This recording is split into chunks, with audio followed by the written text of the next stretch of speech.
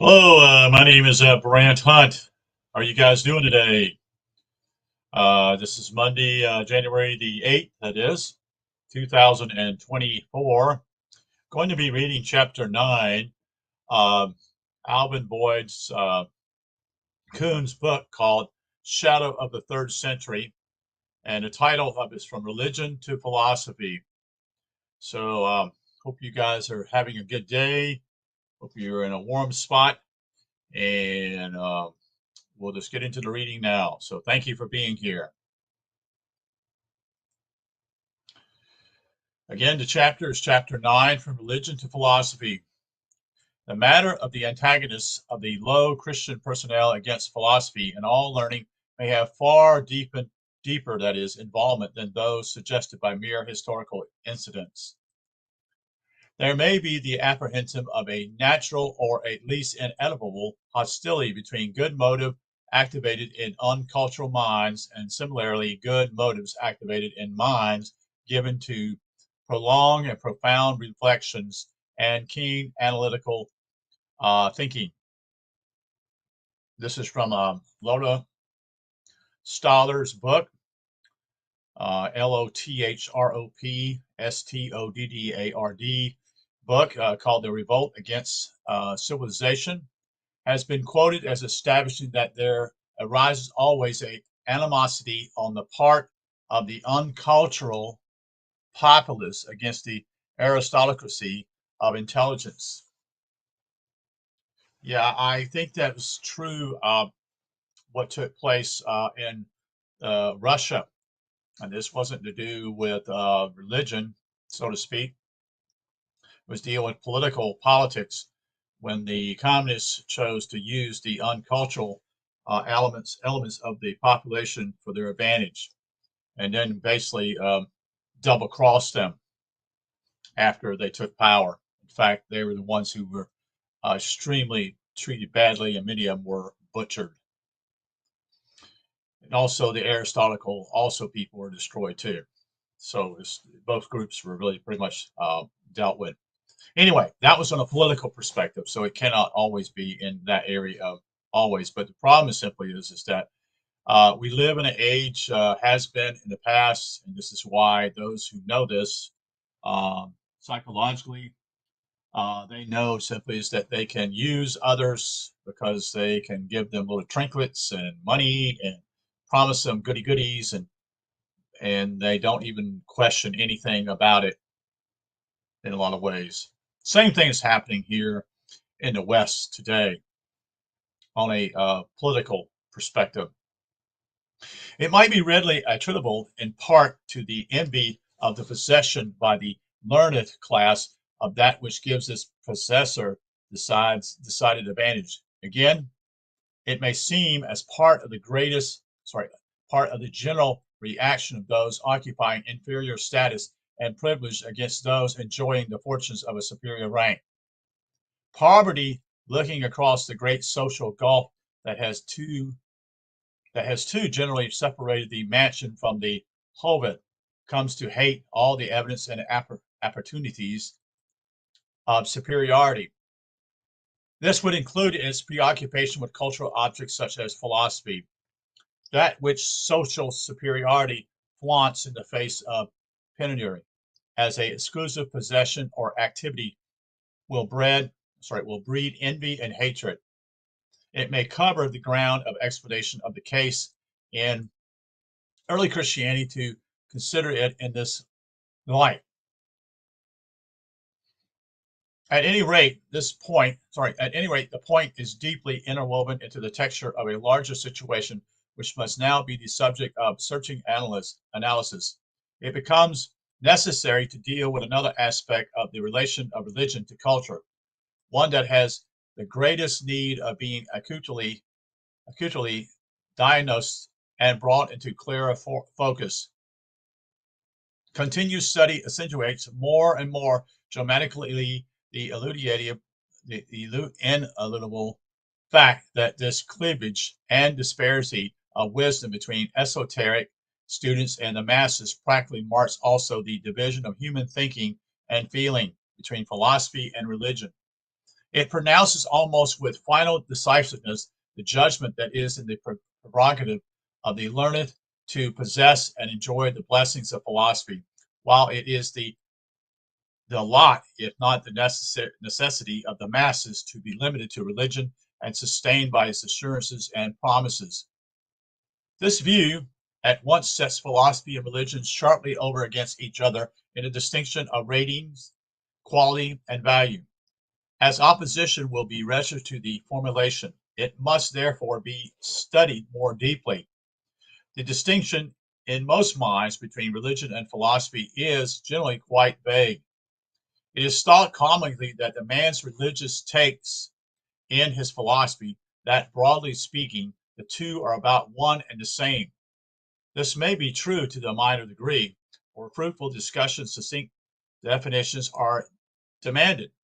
Philosophy is that which a mind holds to be the truth. It can apprehend of the meaning of life and the world. It is a mental enterprise or accomplishment. It is the body of intellectual conceptions embodying one understanding, true or otherwise, of the nature and meaning of life. Only very loosely, however, can it be called one's religion. That comes into the scene when the philosophical activities of the mind generate something that attends or follows in it another segment of psychic functionalism. That new element is the disposition to consecrate oneself more or less completely in an area beyond the domain of mere intelligence. Intellection, to the intelligent view adopted as philosophy. It emerges when there is a transferal from the abstractly mental view over to another realm of the psychic activity, wherein that which is first thought upon in the abstract generates the individual's where are we at here? Generates the individual action in the concrete. It engages the psychological element of mystical or emotional feelings and the final commitment to overt action. It brings to active operations such as psychological energization, as those covered by the words devotion, consecration, allegiance.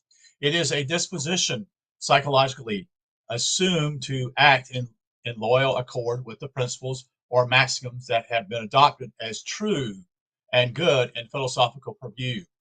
So religion can be tersely defined as philosophical emotionalized, as perhaps conversely, philosophy might be said to be religious rationalized.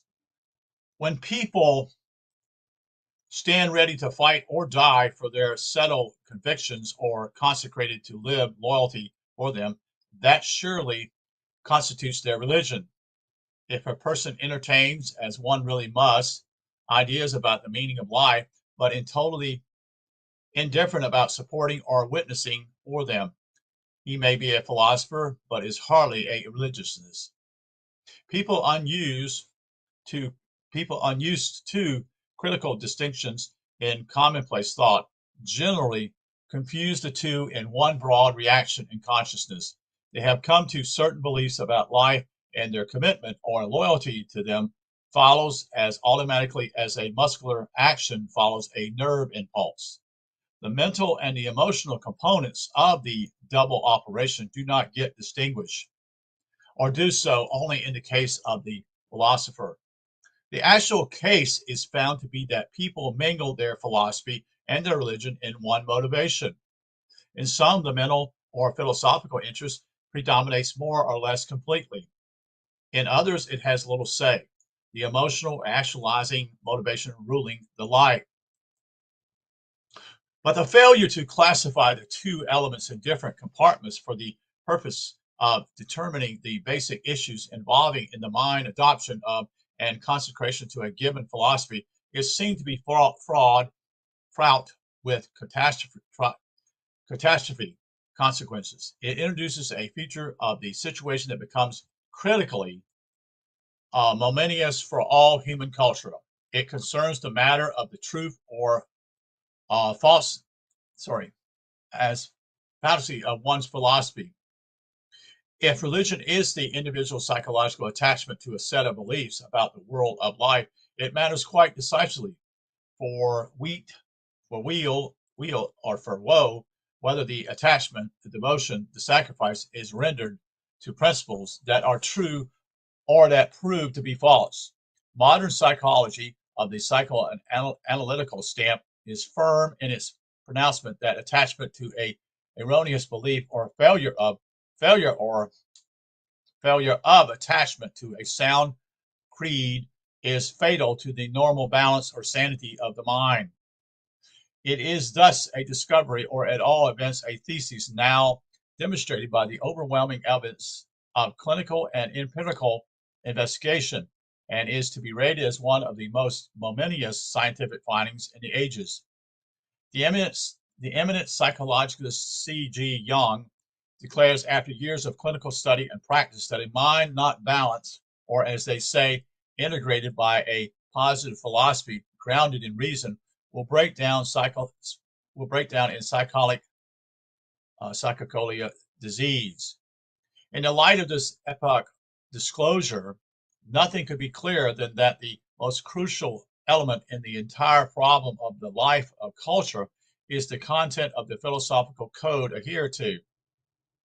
This conclusion apparently flies in the face of the most general opinion, which inclines to think that in the domain of religion, it is not the intellectual content of one's belief that counts most for the good life, but the strength of the disposition to piety and devoutness. It is the psychological attitude of sincere commitment to a program assumed to be right and good, and not the system of rational theology that constitutes the substance of the religious addiction. So firmly and essentially has this persuasion become established that the whole study of religion as theology has fallen into disrepute, and practically desuetude among all the laity. And in a broad sense, it is true to say that the theology weighs so lightly in the councils of modern religion that it has been relegated almost out of sight, with a more practical application of the religious spirit taken its place. Ordinarily, church folk know little or nothing of the theological principles on which even the sect they adhere to rests, or on which it took its rise as a descent from some form of faith. Yeah, I would definitely would testify to that. Um, I can remember being involved a little bit with the church that I was involved in, which at that time was a Presbyterian church, and we would visit people who had come to our church, and we ask them questions and say, "Well, why are you coming to our church? What are you looking for in a church, such and such?" I was so completely surprised that most of those who had a viewpoint, a lot of it was simply is I like the service or I want something for my kids. It seemed as though they thought that everything was on even ground. So I'm talking to a Methodist or a Baptist person, and we're talking about certain things, and I'm just appalled by the lack of. This is when I'm just really like 35 years old, maybe even younger than that. Appalled by what I call the thinking of those who are making decisions based upon personalities or what type of program you have. It had nothing to do with what the belief of the church was. You see, the Presbyterian Church itself practiced infant baptism, uh, which most Baptists and Methodists have no part of. So, a Presbyterian church or Episcopal church or Catholic church are what I would call, in some ways, I call it high church. It has a belief in what we call elders and deacons. So there are two what I call two branches of form of supposedly government within the church. The Baptists would have most of the time would have deacons, and Methodists would too, but they would not have in certain independent Baptist churches. There would be no elders in their midst. While with some Baptists, there would be some, but they would be, you know, depending on the size of the church, it would be almost equal to deacons. And it would have to be someone who had some learned abilities. And unfortunately, very few people who were in these churches had any learned abilities, so to speak. When I'm not putting these people down, it's not. That's just the way this happens. But let's go on. Let's get to the point here a little bit more. The What he's talking about here in the third century is that the powers that be used those who had very little knowledge or even understanding of theology to use them and to use them and they had all the power in some ways, meaning simply is they didn't understand the members of the church that have the ability to understand what was really going on. And it became what I would call it would become a emotional issue about so and so or here such and such, and we have someone who's teaching false teachings, but they don't elaborate that much about what type of false teaching they're teaching, da da da, or the parishioners don't understand what's going on. You see, so they're used today the same way it's used today in many ways. You know, the bread and circus type of viewpoint of what took place in Rome as its latter days as its power began to vacate and it had poor leaders and poor leaders. When I mean poor leaders, leaders who would just simply throw out the bread and the circus to keep people at bay and keep them happy when in reality the whole ship was going down, you see. Anyway, just trying to give you a explanation of that. Our averment then that the theology, which is the rational formulation of the grounds for a given faith or religious adherence, is of far more vital influence for the good life than the sheer force of religious persuasion or affiliation of religious feelings should come as something of a challenge to conventional thinking. And that's another thing. Yes, the churches began in the late after the Civil War here in America. The growth of certain churches and the wane of other churches began to take place back even before then. It became more of a revivalism or revivals taking place, which was emotional to deal with what I call the anxious bench. They would use that in a way to get people to make a decision. They would use music. They would use what I would call emotional music in a way to get people to come forward, you see. And revivals was part of it, and also music was. It was used as a tool to, and those churches that didn't grow at that time, or is not as fast would be basically your high churches, which would be basically Episcopalian Church, the Presbyterians, and other groups. Meanwhile, the Baptists and Methodists were the ones who were really making hayfire. In other words, they were growing rapidly. And here in the county I live in, there are many Baptist churches here, and most of them split based upon simple things like the color of the carpet or padded pews or what color this that you know basically just insignificant stuff doesn't mean anything. Um, and the same would be with the Baptists and Methodists are not quite as frequent here, but Baptists definitely is. I'm saying that Methodists are, but also then you had a movement here took place probably in the 70s and 80s, which we call the charismatic movement, which again was based upon a lot of emotions in churches. And so that became a hotbed again of groups of churches that began to grow here in the South. I don't know what it is in the rest of the country. I'd assume it's probably the same.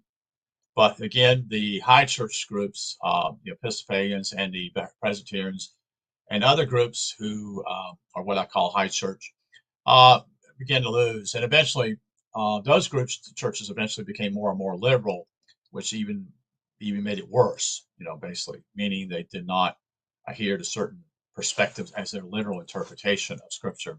But anyway, I've diatribed a little bit here. So it is confirmed as true by the simple logical considerations that if health and sanity hang on the issues of what one understands or fails to understand truly as to the plan and the purpose and meaning of life, then the final good of all psychic culture is a matter of how true or how false are the ideas that on the fragments or certain say framework of one's philosophy. Let me say one other thing, so please. I'm not high church neither. I just want to make sure you know that.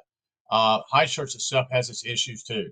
So I'm not putting down the other group here. I'm just saying simply there is in the past here. I just want you to understand uh, that the framework was already false or not put together well. In other words, it wasn't a solid foundation even in the high church. Okay, so eventually those would eventually, as years went by, would collapse. You see, so it wasn't just I'm just giving an easy illustration of the differences, so to speak, in the churches. So just to give you an idea, but again, uh, there's this idea simply is I can tell you this also just right quickly. The perspective here in America is that Catholics are bad people and Protestants are good, type of thing. That type of thinking, not knowing that basically in my thinking is simply is a lot of the Catholic churches, and I meant to say one other high church was Lutheran churches also is another high church. Again, just to give you the framework, but both were actually the modern church, basically not modern, but the emotional churches that were taking place after the Civil War here, their framework changed. They went after the numbers, you see, and that's what they were looking at. You see, get as many people you can get in here, and they give, and such, and da da da, and your churches will grow. The modern day church growth movement is similar to that in some ways, except it spins differently. This throws the honest on the honest of the problem back upon that side of it that the unthinking masses abhor because they are virtually incapable of understanding and therefore of handling it. The common herd, even of pious disposed people, resent it when religion is made a matter of the mind and its knowledge of or its thinking power. You see, so they're not even interested in the beliefs of the church, like I said earlier, or the theology of the church. You see, to its true religion, must ever be sheer pious indignation, goodness of heart, no matter how inadequately inwoven or intermixed it is with the follies of underdeveloped intellectualism. The ultimate criteria, however, is located in the perception that it is inescapable, that as psychological scientifically proves, the decisive factor in the life of culture is not the measure of one's psychological devotion to a commitment, that is to say, one's religion, but the measure of the truth of the commitment itself, that is, what one understands about the total meaning of life or one's philosophy. Professor Hawkins, Hocking, statement that there is no cure for mental disease without consulting the total meaning of the world is most relevant here. People have en masse generally accepted the idea that the force of one's consecration to the pietistic interests was a certain group or gauge of a true religion. You see how devoted you are. You see how you're devoted to God and respect such and such, but didn't understand any of the theology or the characteristics of the church. You see, but this is a delusion which happily is now exercised or exorcised both by reason and empirical psychology. The decisive thing is not the volume, vigor, or vehemence of the element of devotion, but the harmony with truth and reality of those conceptions to which the loyal sacrifice is being emotionally made. It is not significant that mental sanatoria always have a larger percentage of inmates inmates who are there by reason of weird religious theodicies and fanaticism, unbalanced by any intellectual restraint, than are admitted by for any other cause. The egregious misconception that still sways common thought is that the devout, as I should say, is the sure pledge of goodness and righteousness, when indirectly contrary to this, the truth is that the crucial element is not the fact or the force of devotion. So what he's trying to say here, real quick, is simply they're devoted to something, but they don't know what they're devoted to, or they think they are in pious thinking.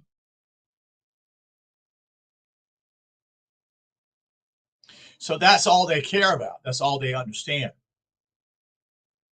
So they're not interested in what the beliefs of the church are or anything of that nature. They're all swayed by what simply are you devoted to this, such and such. And you can get into these type of things, such as issues such as um, you know, having churches that we don't go anywhere on Sunday. We basically stay at home. We only go to the church because it's God's day. So the 7th day is set aside for simply that you stay, you go to church, you spend time with your family, you be quiet, such and such, whatever that is. That's considered pietism. You see, I don't, I don't waste my time in watching football games or going out and doing some type of activities on Sunday, or I don't drink on Sunday.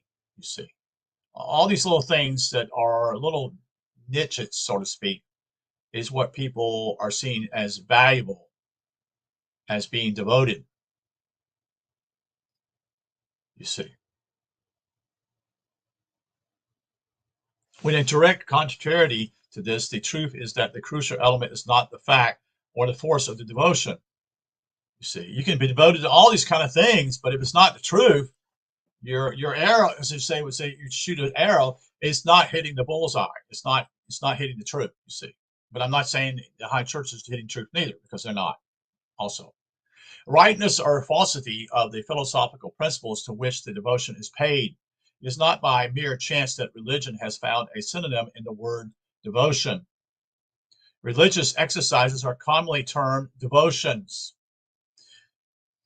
A life of devotion means a religious life, not specifically at all to what the devotion is to be directed, other than just religion. You see, you can have devotion to something. You can have devotion to your wife. You can have devotion to your kids. You can have devotion to acting spiritual, you see. But that's not the priority, you see. Because if it's aimed in the wrong direction, you're on the wrong path. That's the simplest way of saying it. Ages of sad miscarriages of good intent could have been obliterated and culture kept sanctified if there had been held constantly in view the discernment that the nobility of religion lay not in the sheer fact or fiat of devotion, but was at all times to be determined by the criteria or the trueness or goodness, falsity or folly, or of the objective upon which the devotion was to be lavished. In belief, the chief determinant in the issue of the life of religion was not the attitude of piety, but the nature of the mental objects upon which the piety was to be expended. And this finding for good and all constitutes philosophy as the prime and ultimate element of decisive value in the religious quest. Philosophy gains the verdict as the final arbiter of good in the life of devotion. In other words, philosophy is true. If you're not doing something and following truth, but yet you're devoted to it, you're not on the right path, you see. And there is implicit in this conclusion enough dynamic significance to generate a sweeping revolution in the world's present religious life. Piety and devotion are still accorded a high rank as noble and laudable attitudes, but it must now be recognized that their nobility and worth are to be judged finally by the philosophical rectitude of the intellectual objectives upon which they are showered. The sorry record of history, which shows the pitiful wreckage and devastating power of devotions wrongly directed towards unholy ends is sufficiently attestation of the soundness of the judgments here adduced. It comes back then to the dictum of truth that those who have not earned the beneficence of philosophy must linger on under the sway of the forces of religion. Religious inexorably is for the multitude. The intellectual aristocracy have earned the right to philosophy. Religion must perforce to be as a boon and a support for those many who have not climbed to the heights from whose summits the beauteous land of philosophy can be glimpsed in all its fine enchantments. Religion is ever for those for whom pious disposition must serve, because they have not cultivated the intellectual propensity to understand wisdom hidden in mysteries. The only element that can end religion or the need of it is knowledge. With all thy getting, get wisdom, get understanding, for then one can release oneself from the bonds of pious fidelity to trusty revelations or authoritarian dictum and rest in blessed understanding. It is impossible that man's highest beatitude, namely peace of mind, can come until its rest on the positive inner understanding. You shall know the truth, and it alone shall set you free. It doesn't say anything about piety here. It says the truth, you see. That's what people forget. Devotion. You shall know the devotion. No, it says the truth, you see. The truth. It has been more or less vaguely sensed by capable thinkers that religion represents the failure or default of knowledge or of philosophy, but it has not been bluntly stated, owing to the hypnotizing mental patsy exerted by the common regard for pietism. Mankind has ever tended to bow before devoutness, as if a devout man were sacrosancted by his closeness to deity, or as if he touched influences under which all men have been taught to bend as to the presence of deity itself. So in other words, the whole idea of pietism, the whole idea of being devotion, was that he was closer to God. I'm trying to think of the author that would fall in this category on the churches at that time. I want to say E.M. Bounds, but I don't think that's who it is. It's someone else.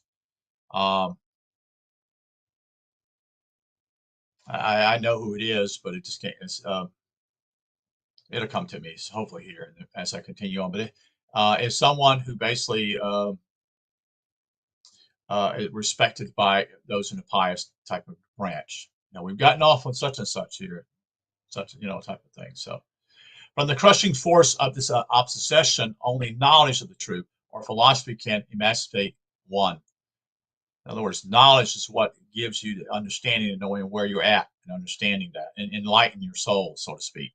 Lacking the enlightenment of knowledge and understanding, the human being has no recourse but to fall back upon the strength believed to flow from faith, hope, prayer, belief, and the effort to win the support of a unknown providence. Echoes of the drastic thesis here propounded are to be heard in more than one modern work on religion, philosophy, and psychology. Already has been noted Mr. Langer's statement that the myth-making instinct belongs not to the lowest order of mentality, but to the lofty philosophical capability, and the philosophical thought is the last reach of genuine religion, its consummation, and finally its dissolution.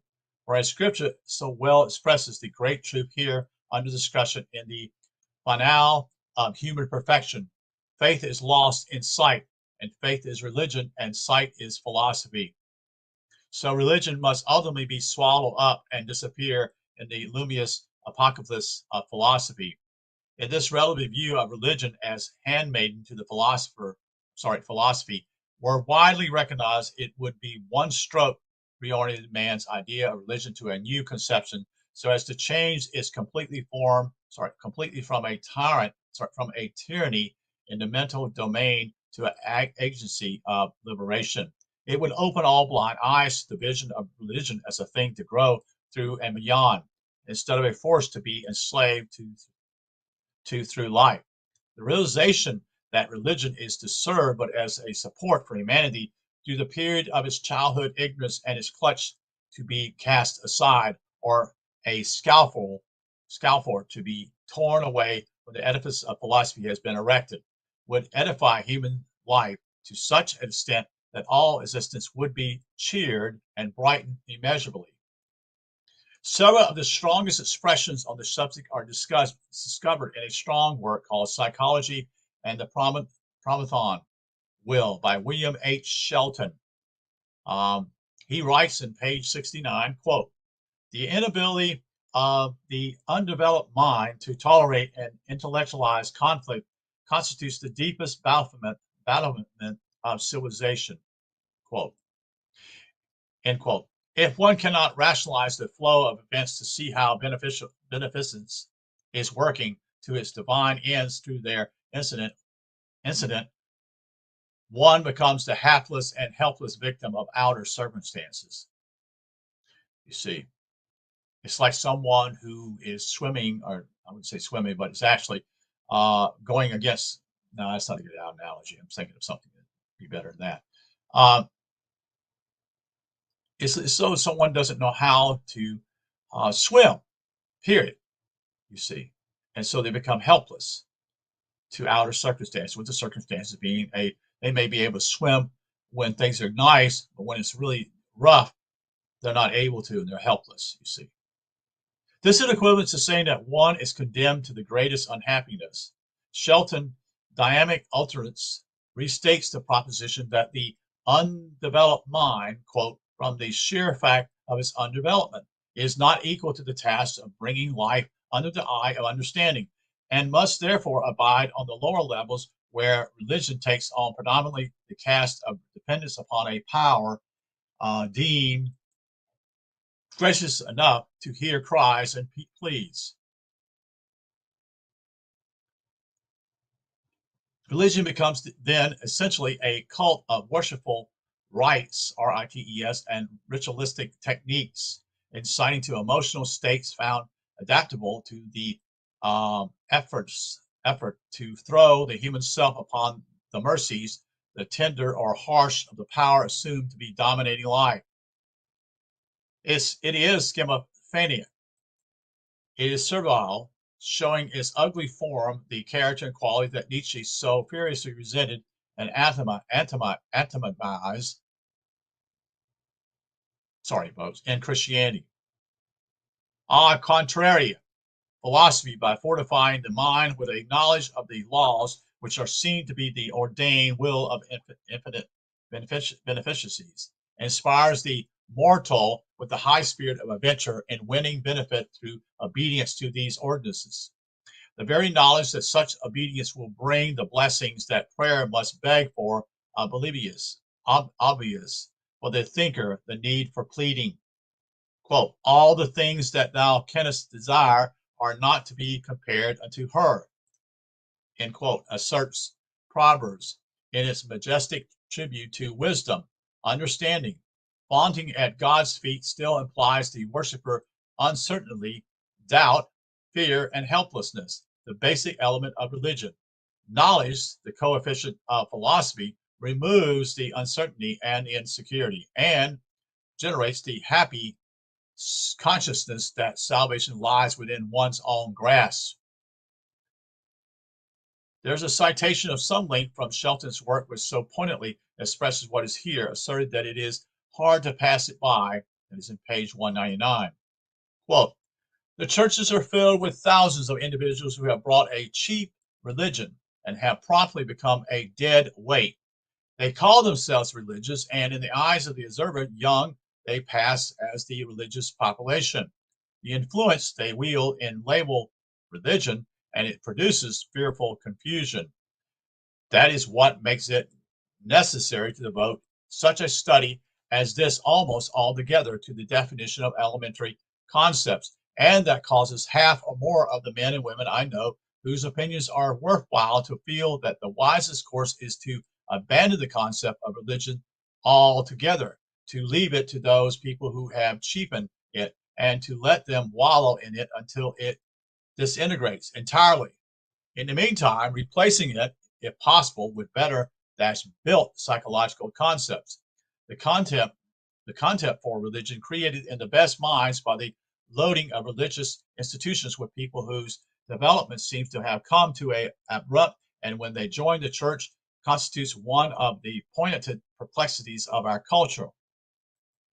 In something they must ground a faith, for it is by faith one must live after selling out the chances to grow a mind.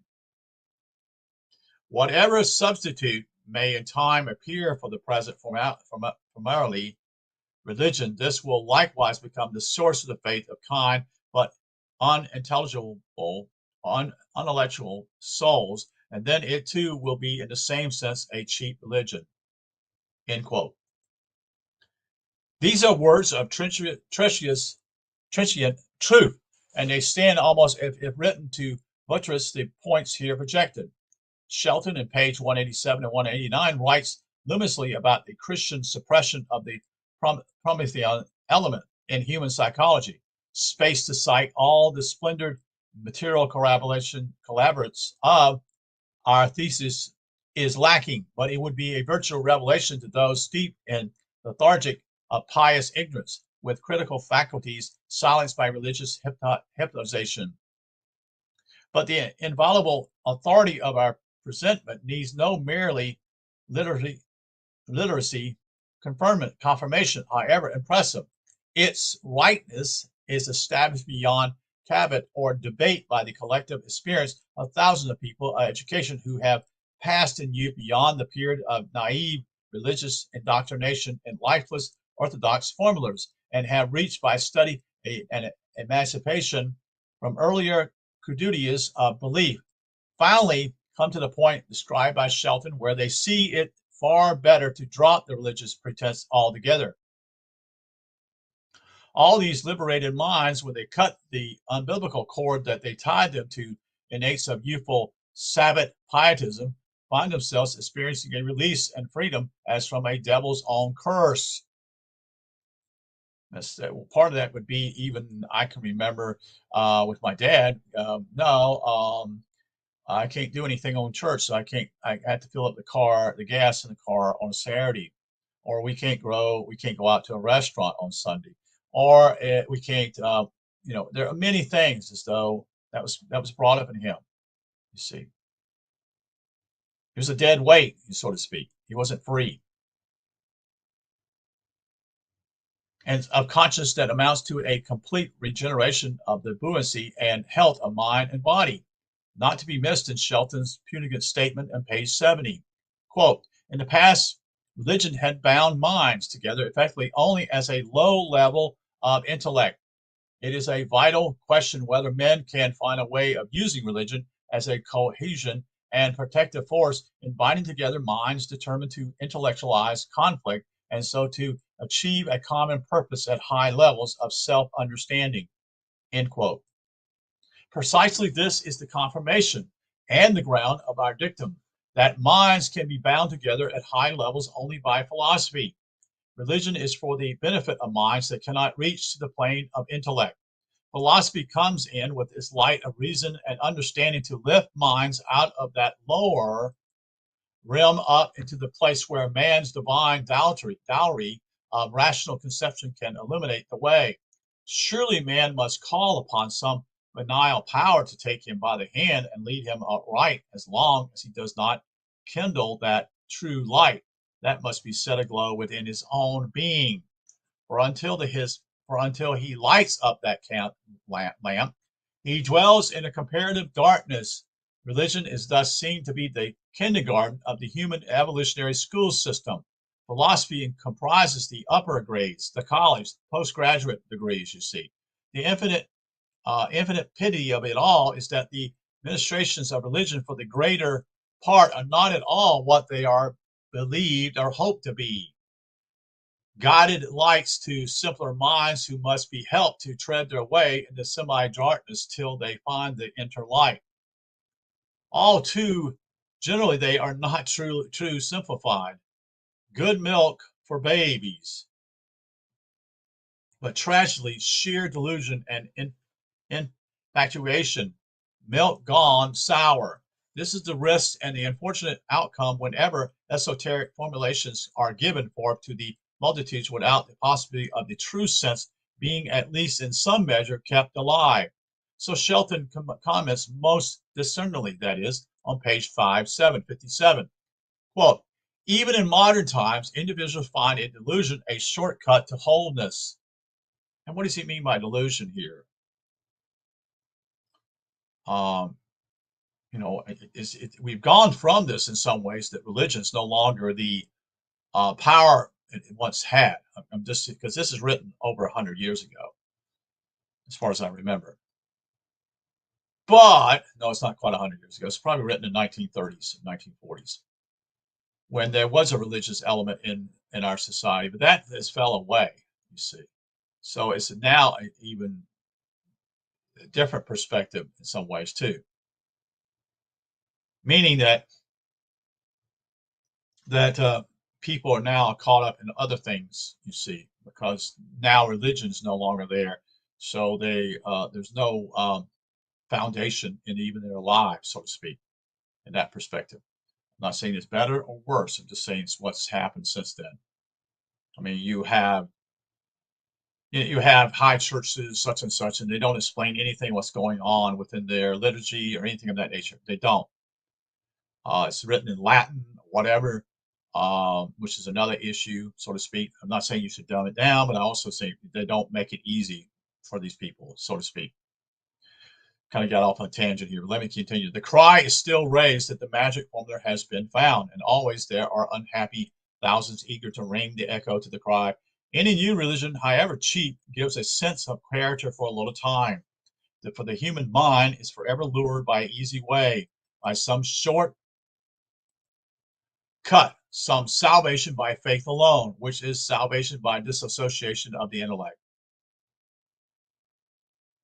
Yet to try to achieve character through mere intensity of the wish is like solving a puzzle by throwing it half of it away. End quote.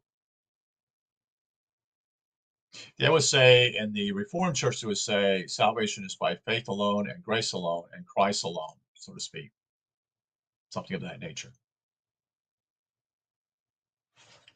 Continue. These again are words of keen insight and tremendous import. Shelton is here passing an intelligent and perfectly just sentence of condemnation upon the hundreds of cult religions that are set up by self-proclaimed leaders of groups with which our present age is so thickly beset. All advertise the same magic formula for a quick jump at the goal, of course, for compensation. And that's one of the things I want to suggest to you. I hear this so many times, especially in the South. God is blessing me. Okay, what do you mean by blessings? I mean, I know what it means. He's blessed me with a new car. He's blessed me with a new job. I'm making money now. You see, so they see that the blessings in their lives is based upon material goods. That has nothing to do with salvation, folks. Nothing. You'll find that basically those who were searching, digging deeper, such and such, were the ones who were not um, they were not basically being well um, blessed in financial areas. In fact, most of them struggle. So this whole idea that people think that God is here to bless me, and that's all. And what I'm looking for is blessings in the material state. That's what people think. That's that's not even majority, folks. That's an overwhelming majority of people. What people think. God's here to bless me. It's like, what are you here for? You see, that's the whole idea of America in some ways too. The whole idea. Anyway, pitiably, the multitudes plunge or nibble at the old bait. It will be shown that Christianity arose as just one of such cults of a former age, when the content of the preachment might have varied somewhat from present forms, but when spiritual hunger and uncritical naivety and unbelievable gullibility unite to produce fantastic religionism with the same sad consequences as are witnessed now. So notably are these characteristics of religion that of late years the consensus of the highest thought has been that religion, which formerly, formerly as still too largely was considered a high motivation, sacred in itself, is no longer to be held in this lofty regard as a noble emotion, but is coming to be seen as virtually a thing of mental and moral weakness, in the view that it is in most of the activations really a cowardly retreat in the face of reality, the refuge of a weak soul, escape from the brunt of the battle of life. Religion has come to be classed by astute criticism as one of the several escape mechanisms, quote, which includes most of the forms of mystical experience. People who, for one reason or another, now being sought and tabulated by psychology, lack the spiritual hardihood to face valiantly up to life's battle, seek refuge and surcease in religious fantasy of one sort or another. And that one of those right now is the new age movement is part of that. It's a way again to seek refuge, not not seeking the truth. You see, they think it is, and that's their choice. You see, I'm not here to condemn. I'm just sharing what is being said here. I just feel for people that they're basically they're not they're not moving forward in life. You see. The description is true in the main, but can be too broadly applied. It can even be argued that, to a certain degree, such refuge seeking is justifiable. It is a beneficial provision of life to enable its developing children to stand the gap and hold firm under pressure. It can be thought of as a salutary measure on the part of the universal will to gain its ends for its creative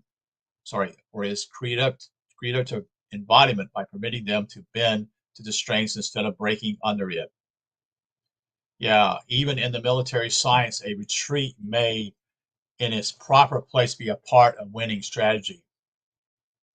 In a large view, however, it must be considered a failure to fight, to play the life game with valor.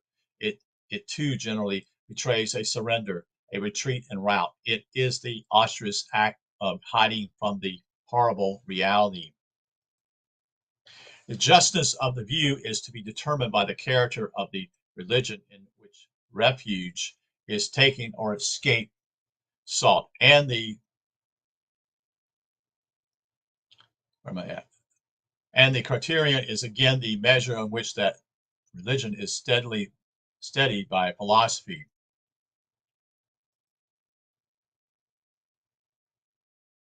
Or left run the gamut or emotional that is religious state. This observation then opens the door to the consideration that perhaps no other religion in the world has seen a pressure of stern realities as the Christian has done. Other religions have held forth equally with the Christian the promise of divine help and salvation, succor in time of distress from a deity or deities, except in the most abject form of idolatry, in which this deity might have come to be anthropomorphically personalized. The idea of a deity was in the form of some power or intelligence that at best had to be superinduced to act within the spirit of the volunteer own's life. The manipulation of psychic or devotional states within the individual own area of consciousness was a necessary part of the process of attaining divine attendance or favor. One had to put oneself in a certain conscious attitude to invite the provincial interests. The matter was still largely and the more in proportion to the intelligence, the less in the ratio of the ignorance and a subjective operation, and the agency of help was within the sphere of the worshipper mind. Christianity, on the contrary, offered its followers a actual living person in history, a man talking, eating, doing things that John Smith might be doing daily. The religion of the Nazarene offered the Nazarene and its profuse largeness of scriptural promises invited all mortals to come and freely throw all their burdens upon his shoulders as he could bear the infinite load. Buddhism indeed invited the weary mortal to take refuge in the divine sanctity of power and protection and consolation, but it was a refuge in the law, not in a living man. The law had still to be learned and made operative within the directive and purposeliness of the recipient of salvation. It was still subjective. Even when the Bhagavad Gita exhorts the devotee to seek refuge in me, it is still not a historical man speaking, but the voice of an impersonal force to which the humble aspirant must himself lend an ear. I remember there's a saying here. Actually, it's a book I've got here somewhere. Um,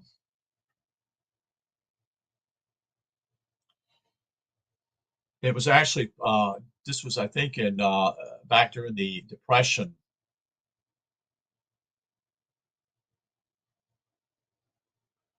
And basically, I remember it seeing, if I'm somewhat close to this,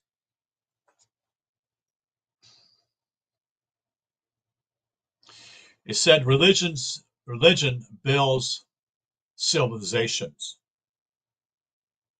That was here in the United States. They're referring to here in South Carolina during the um, Great Depression. I have that book here somewhere, but I can't get to it right now, but I'll show it to you maybe another time. But it's interesting. But Christianity invites the believer simply to surrender himself and his personal fight and call upon another man in history to win for him. It is the only religion that has embodied the saving grace of deity in a living personal human being and make divine power to implement through a individual homo. And every last resource of language has been drawn upon in thousands of sermons, books, and theologies um, to enforce on all believers the idea that a Christian could apply for help to this person. Yeah, the guy's name is talking about the idea of the piety was A.W. Tozer. A.W. Tozer, Tozer. So he was one of those that what I would call involved in piety.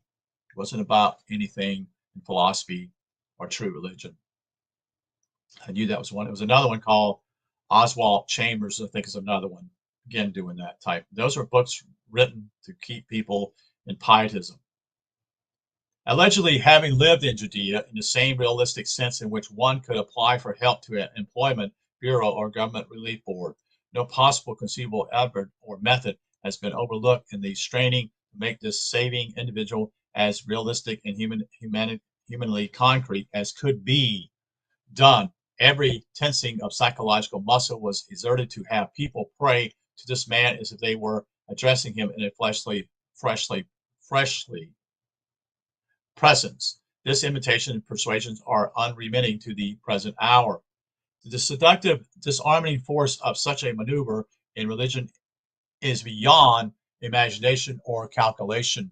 Millions of struggling humans, distraught over their ill fortune in the rugged going in the life's journey, and unintelligent, and inevitably been enticed by this temptation, the call to cast all their burdens upon him, indeed his own. Come all ye that labor and are heavy laden, and I will give you rest. Is powerful to the point of virtual hypnotization of all critical opposition. In Christianity, then, there is the most potent psychological force ever exerted upon the masses of humanity to dodge the hard fight and seek an easy refuge in a haven located outside themselves. It has been a phenomenon demonstrated in limitless volumes over centuries to the boundless confusion, misery, and disappointment of Western man. The escape into religion is a hollow delusion.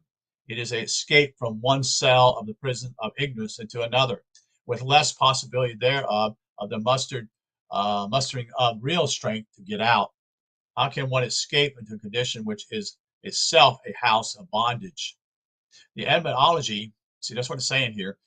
This is critical, which is a house of bondage. You see, when you go to one other part of the jail, so to speak, or prison, you go to another particular cell, and you're still in bondage. You see, the etymology of the word religion is very suggestive as to this, and it is from the Latin. It means meaning back, B-A-C-K, and the stem, L-I-G, to bind or tie. And Mark Passio talks about this somewhat, what religion is, such and such. And this is what it is. It's to tie back. It's to hold. It is therefore a binding of the mind back to either the basic source and reality of life, from which it is pilgrimage through the elements it has traveled far from base, or in less noble sense, a binding back to the trammels of earth and sense from which man is expected in the course of his evolution to free himself. If it is taken in the first sense of a binding, the fragment of consciousness to the divine or cosmic whole, then it is ultimate reference in it becomes not a binding, but a freeing force. For only in perfect union with God is there freedom. The perfectly alone enjoy the, quote, the liberty of the sons of God. All life short of that is slavery, as Paul says, to the, quote, the elements of the world. There is no escape into religion and no escape out of it until one graduates into the upper grade of philosophy. If the world of intelligence can catch the idea that religion constitutes a grade in the cosmic curriculum, and one that is to be as quickly as possible passed through by the scholar, the stern face of human history can relax into a softer mind. Like a grade in the public schools, religion should be considered in its true function as a way station that exists not to hold its pupils, but to pass them on to a grade above it. The failure blunder to which there has apparently been no awakening in the circles of religion itself has been in thinking that the human soul can be perpetually lodged in the religious house by the wayside. As Hopper says in his book, The Crisis of Faith, man is a viator, V-I-A-T-O-R. He is on his way. He is bound on a long journey. But religion would catch and hold him to his binding back. In other words, pulling him back. Religion is reluctant to bid him Godspeed on the longer path. Religion would shield him, caress him, mother him, overlong to the detriment and eventual autopsy of his own powers. In other words, it robs him of his own powers, you see. He becomes worse instead of better. It is the fond mother that cannot tolerate the thought of seeing her child step out from her nurturing home and care to wage his battles out in the purities of an evil world. In other words, she would be, as a mother, would almost basically tell her son to stay home all the time, so to speak. Here's the fortress, stay here. She is fearful of letting the believing mind of the youthful soul become subject to the critical assaults of rationalism or trusting faith, such as it would encounter when it delves into philosophy. The outcome of the discussion on this point should be in the firm hypostatization of a completely new view as regards religion. It should be categorically realized that as long as religion serves merely as a harbor of reliance and dependency on God, viewed as a power exterior to man's own spirit. See, we come from God, folks. We are spirit ourselves, you see. That's my interjection here. It is, in truth, a form of escape from that necessary meeting with reality as it presses closer and closer upon the living soul, and as such is a retreat, a childhood protection, a hugging the shelters of home in reluctance to brave the adventure in which the soul must overcome the world to win its crown. It is the coddling of a soul not yet strong enough to make its own fight, and in so far as it ties the initiation, the adventurous spirit of man down into the grooves of complacency, security, and mediocrity. It is indeed a binding back of the wings of the soul, as Plato so graphically dramatizes it. How ingloriously religion can bind people back to fixed anchorage in its indoctrinated dogmas and chevaliers. It indicated by the people such as John Dewey in Philosophy and Civilization, page 54, when he says that in large part religion is, quote, hopelessly at the mercy of a Frankenstein philosophy, which is originally called into being to be its own slave, end quote. And how tightly one of these fixations of theological ideology can bind the free soul of him who accepts it can be seen if we note how even Gingenberg, Guignebert, interprets the doctrine of the saving office of Jesus in Christian systematism. He says that Jesus' death becomes clearly intelligible in the light of the theological formula that through it all men were provided in a way that has never been opened. And remember, there is no real Jesus here, but you just continue on. To them before were the means of their salvation. All men have crumbled under the weight of their sins. They were unable to right themselves and face the divine light. But Christ had come to offer them the required means. He took their guilt upon him and expiated their sins through his death of enormity.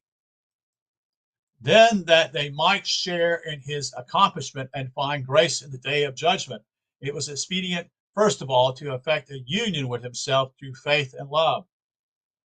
What a monster Frankenstein this dogma is bound to become to any soul that takes it in his historical reference to a man living in Judea 2,000 years ago, instead of entirely to a process of transfiguration of his mind, his union with higher mind of the Christos, Christos, developed to ruling power within his own consciousness, is surely apparent to any thinking person.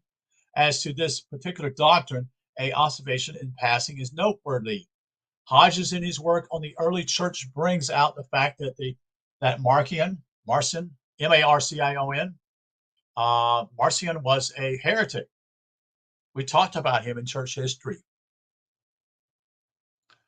The eminent Gnostic upheld a spiritual interpretation of Scripture in opposition to a religious debased and materialized, holding that humanity of Christ was only in appearance, that Christ could not have taken on our material flesh, which essentially is collector of the epistle of Paul, editor and publisher of the first New Testament, while the elaborate work against him written by Tertullian, who called him a hound, has been preserved, and the works of Epiphanius, that's Epiphanius, who bestowed on him the euphonious occupation of the beast, end quote. The writings of Marcion have perished, except such as are found in the reference and citations of his adversaries. His works have shared the common faith of those of the heretics of the 2nd century, none of which is their original form had been permitted to come down to us. Waite asks significantly, why? And you must ask yourself that question too. Why were these people no longer, you could read their works? Why was it covered up? That's a question you must ask, folks. Because this is what, the works of even Pelagius were also only works we have, although we have found some works somewhat by a gentleman in England who had done some works in the late 1800s. But the point simply is, all his works were burned. Have you ever noticed that the church does that? You ever noticed that that's their idea of how they solve the problem? They burn the works of quote unquote heretics. When in reality, they never let the people, now the problem is simply is they use those people, but the point simply is they made these decisions, you see. And these were, what's the word I'm trying to think of it? Oh, they met at Nicaea. They met at Constantinople. And they made the decisions basically in the dark. What I mean by the dark, they made it in where very few people were around. They chose to make those the councils of Nicaea, the council at so and so place. Um, I've forgotten almost all of them now, but what it meant simply was these guys got together and decided what was seriously. I'm not joking. They decided basically what they considered what was true and what wasn't, and they would call those who were heretics. Who those people were. And so they would actually begin to show that these people got heresy, and then eventually they were called heretics. And eventually they were at first they were thrown out. Eventually, though, it got worse. It got to the point simply is that they would grab those people and basically they would kill them.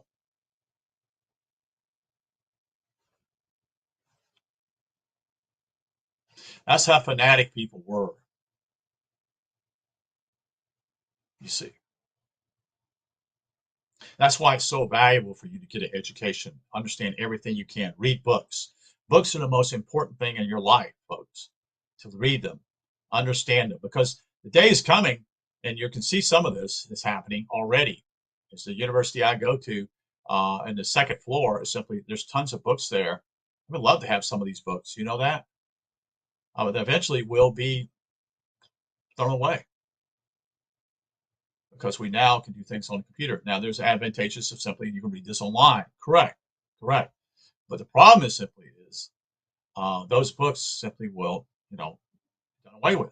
You see. So, but this is the Council of Trent, which is a Catholic deal. There, the Council of Constantinople. I'm trying to think of all the councils, and there's many of them. And but I haven't been with this thing for over 20 years, but I still have the books here. And yes, Marcion was considered a heretic. Maybe I can talk about him sometime. And you know what? I believed him. You see, I was in seminary and I believed them. They believed him such and such that he was a, a bad guy. But they didn't give you both sides. They don't give you idea here. This is what the church does. They do not give you the other side of a trial here. They simply choose themselves. They put themselves on a pedestal and see themselves as superior to other people. And so they were simply saying, well, you're a heretic. We don't agree with what you're saying.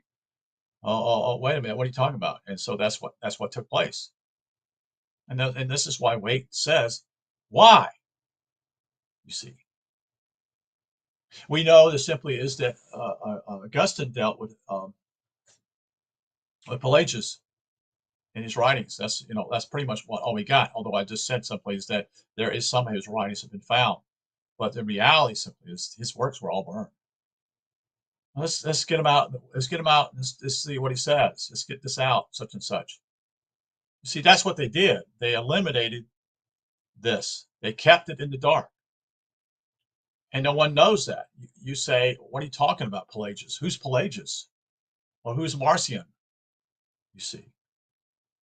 Sir Gilbert Murray essayed to define the difference between religion and superstition by saying that superstition degrades its worshippers by turning its beliefs into so many statements of brute fact, which it must needs act without question, without any respect for others, or any desire for higher and fuller truth. It may be only an accident, though an invariable one. He asserts that all the supposedly true facts turn out to be false. Superstition is the belief in an action predicated upon false assumption. But in religion, he says, that's the truth you draw from it. However, precious to you is a truth seen dimly and perhaps seen by others better than by you. It is a time to add on our part that in philosophy, you see truth with the dark glass mediumship removed, all things standing clear at last. Perhaps the entire truth of the situation under discussion here is to be arrived at through the realization that on the side of the former, the religious ferment won out and philosophy went into eclipse. This is evidence beyond contradiction, if only from the fact that the Gnostics, the more intelligent party that would have held the religion in line with high philosophical interests, were turned out as heretics. True. Gibbon states that the Gnostics were the most cultural, the most learned, and the most worthy of the Christian name. Mosheim, Mosheim, too says that slender indeed must be the acquaintance with the writings of antiquity of anyone who would contend that the followers of the Gnostic ideas were men of low status or errant minds. That's the idea, is to always paint your enemies as stupid, you see, make them feel as inferior. In the same way that they do with history, it's written by the winners. It's not written by the losers. You see, what about their perspective? What about that? We don't. No, we don't. We're not interested in that. We've already defeated them. Many of them, he says, had by their continuance and austerity of demeanor, acquired a reputation for sanctity and won the love and veneration of the multitude. It might be instructive to compare the statement of the historian with what the Emperor Julian is impelled to report on the Christian party in his work entitled Arguments Against the Christians, page 41. He speaks of what comes to light. Quote, when we begin to explore the monstrous deeds and fraudulent shenanigans of the evangelists, end quote, and Julian was in a position to know whereof he spoke. The Christian scene in the early centuries presents the anonymous picture of those perpetrating egregious fraud and vandalism in the field of sacred literature, casting out as heretics the most cultural, learned, and worthy from their community, and this anonymity has been defended, migrated, and condoned ever since. The honest writings of the philosophers, the Gnostics, and many of the learned, such as Porphyria, easy for me to say, and Celsius, were destroyed by the fanatic Christians. We have left only what the rabid Christian historians, such as Tertullian, Eusebius, Epiphanius, and Hippolytus, and others, deem best to write for the advantages of the church. Given is sure he has ample grounds for saying that, quote, the gravest of the ecclesiastic historians is Eusebius. Himself indirectly confesses that he had related whatever might redound to the glory, and that he has suppressed all that could tend to the disgrace of religion. Let me say it again, because I kind of butchered it. This is a quote. This is from Gibbon. The gravest of the ecclesiastic historians, such as Eusebius, himself indirectly confesses that he has relayed whatever might redound to the glory, and that he has suppressed all that could tend to the disgrace of religion. End quote. Gibbon had been joined by a venerable course of historian assent to the accusation that Eusebius is untrustworthy, and the others almost equally so. The result of the literal vandalism and the dishonest nature of Christian writing have, as Massey, that's Gerald Massey, so clearly show, caused a true evidence of the rise of Christianity to lie buried out of sight for 1,000 years. The evidence is only now being recovered and pieced together to form the true picture. Pertinent here is the observation of Manny P. Hall, popular present-day exponent of ancient esoteric philosophy, that, quote, that, quote, philosophy is the least degree of intelligent illusions, the least degree of mental error, since all other forms of learning contain a greater percentage of fallacy, end quote. A statement made by Joseph Waterschulter in his book called The Historical Life of Christ should be included here. He says, it seems likely that the view which located the coming kingdom in the heavens, or which spoke of the descent of a heavenly Jerusalem, was confined to the thoughtful and better educated strata rather than spread among the masses. The latter, no doubt, he assumes, held their hope in the most concrete shape, the overthrow of Rome and a revival of national political independence under a scheme of the old Davidian dynasty. This is almost certainly the truth, and it shows, if the showing were needed, what historical hash the popular mind, quote, can and will make of esoteric spiritual truth and the allegories that have been devised to dramatize it. Waterschulter suggests that the idea of a non-physical, non-historical Christ came in from Persia. It did not have to come in from any particular country. The esoteric tradition of a spiritual in contradiction to a human personnel, Christ was already present, but held back from popular corruption in the hands of a few esotericists. It had to come out rather than come in, but catastrophic for general human interest as ever attended is coming out when this indignation amongst the incompetent and uncritical masses eventuates in mutations and reductions to falsity. Such, we assert, was its fate at the hands of the Christian agitation. It was wrecked by ignorance. B.A.G. Fuller, whose splendid new history of philosophy has been cited herein already, ventures to say that wise men can do without religion and even flout the gods. They have risen above the need of or certain dependence upon such supports, but it is hazardous to claim that a wise philosopher flouts the gods. The truth of the matter is that he can well disregard the gods, as Epicurus also said, which the common people worship. Surely he discards all notions of the popular anthropomorphia deities, but he has gods of his own conception, to whom he does not fail to pay the profoundest homage. But such gods are not those the people know about, for they are the personified cosmic powers of mind and matter, the faculties and energies of universal being. Then Fuller places the philosopher far above the needs of religion on another account. The clear knowledge he possesses enables the philosopher to free himself from the despotism of two giant fears which afflict the religious mind, in alluding to Epicureanism. Fuller states it was the view of this philosophy that men are haunted by two great fears, which quite thoroughly inhibited all efforts to gain mental imperturbability, or what the Stoics called ataraxis, that is, settled peace of mind and soul. The first of these supernatural and superstitious terrors is the fear of what may lie beyond this life. And the second is the fear of being spied on by the piercing eye and punished by the infuriating hands of the gods. Thus, the Epicureans claimed religion by instilling these two fears alone in the arch destroyer of human happiness.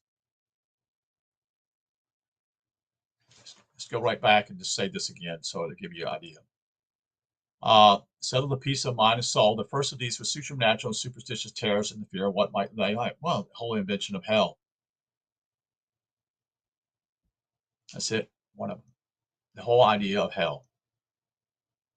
When in reality, this planet here is hell in a lot of ways, or the underworld, some would say. And the fear of being spied on by the piercing eye. In other words, someone spying on you, seeing what you're doing. Da, da, da, da. So the religion is the one who created these things.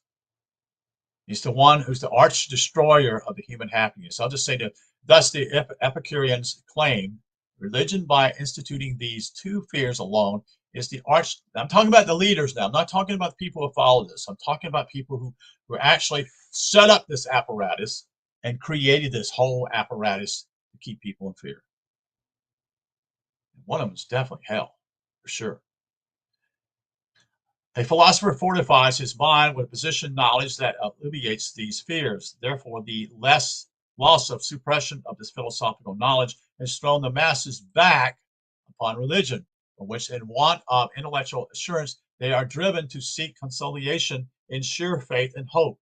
Fuller says that some of the grandest and most dramatic passages in Lucretius, exponent of Epicurean philosophy, are devoted to reciting and defeating the evils that follow in the train of the mind surrender to religion, the cringing before the supernatural, the sense of being spied upon by the gods, the uncertainty of what the gods may decree, the dread of what may befall after death. Men enlightened by philosophy finally awake to this situation and disentangle themselves from its psychological tolls.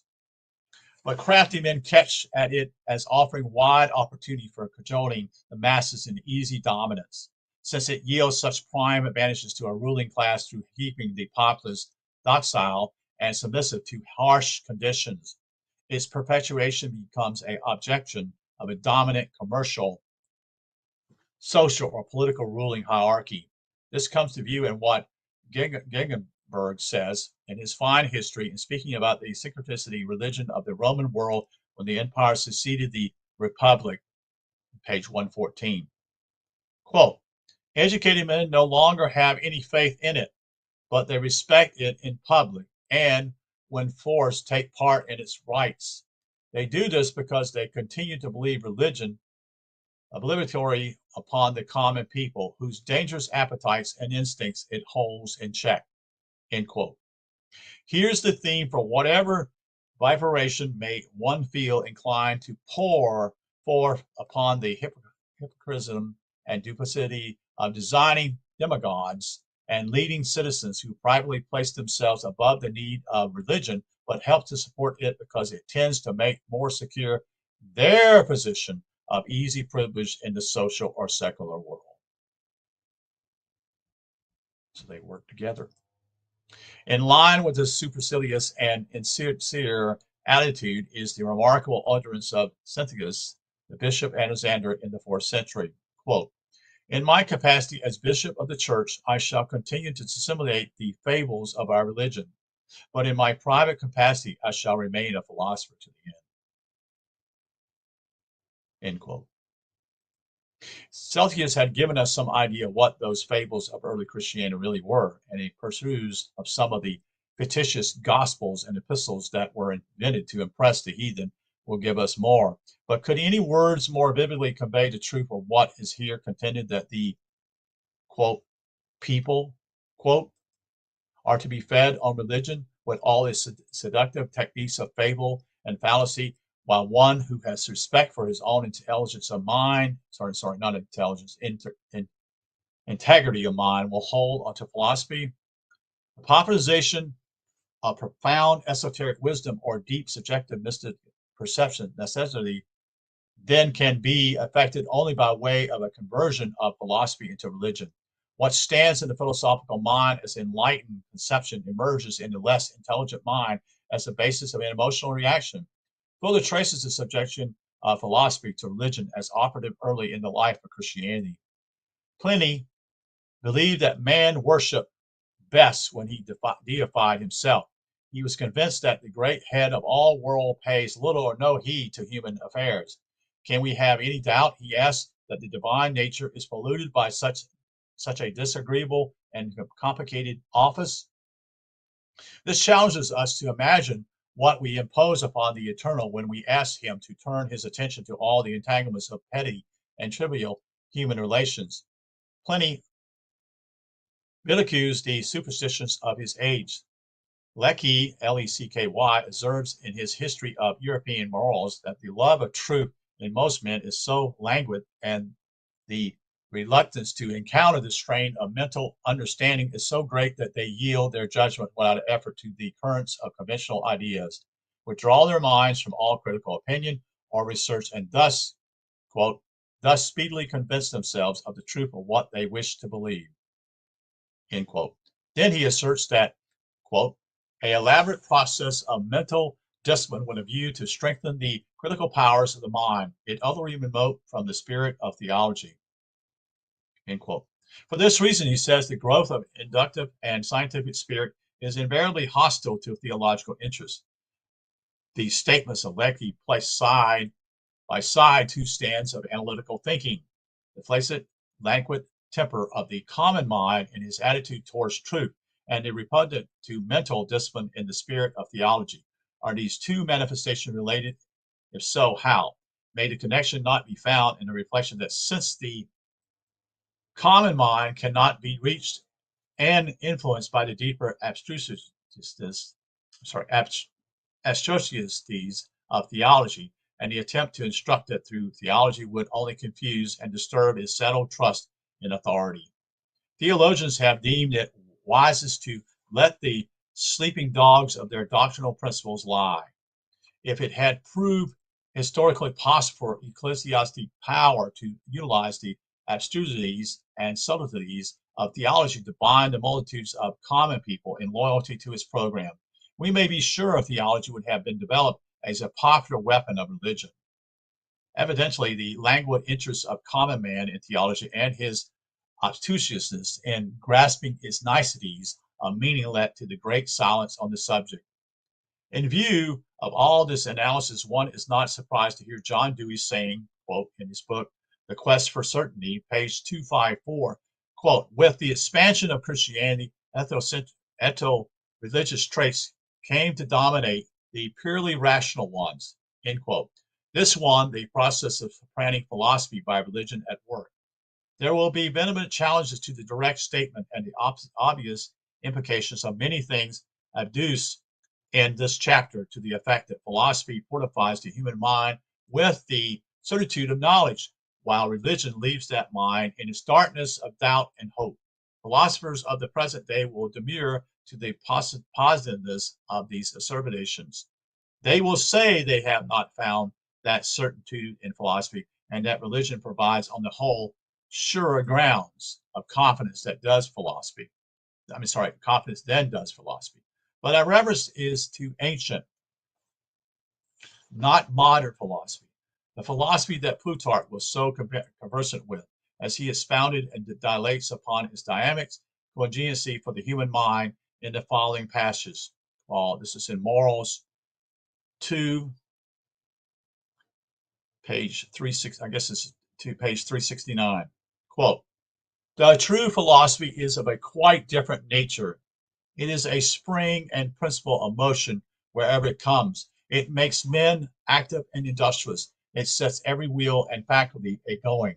It stores our mind with axioms and rules by which to make a sound judgment. It determines the will to the choice of what is honorable and just, and it wings all our faculties to the swiftest prosecution of it.